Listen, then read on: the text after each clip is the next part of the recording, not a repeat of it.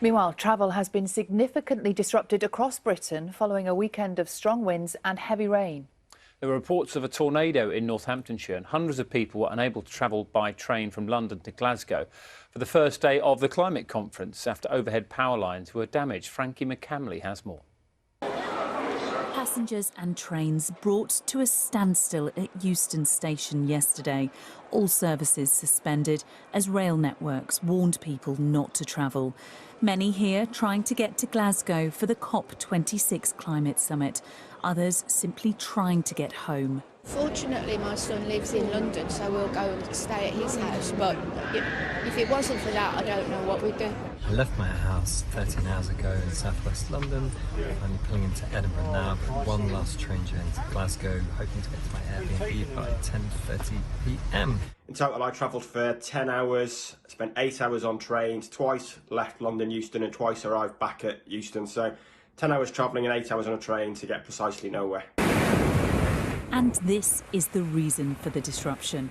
Strong winds battering parts of the country, including here in Northampton, outside Richard Osborne's house. The trees to the right were blowing left, the trees to the left were blowing right, leaves were spinning around in the air, and for just a brief moment I weren't sure if I'd woken up. It just didn't seem real. Nearby, hail was added to the mix, calling off this old boys rugby match. The storms leaving around 15,000 people in the area without power. Trees were torn down on the Althorpe estate. Owner Earl Spencer, sharing this video, said luckily no animals were hurt.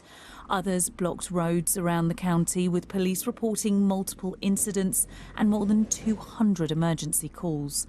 The BBC presenter, Reverend Richard Coles, tweeted this picture of a tree outside St Mary's Church that was hit by what he described as a tornado.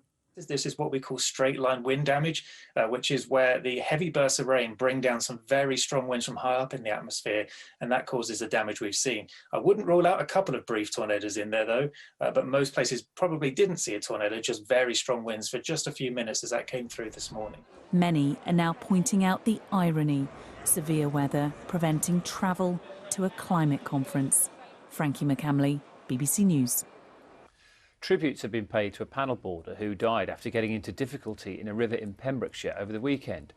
Paul O'Dwyer was described as the life and soul of the party, who devoted much of his time to charities. 2 other women in his excursion group also lost their lives, and another is critically ill in hospital.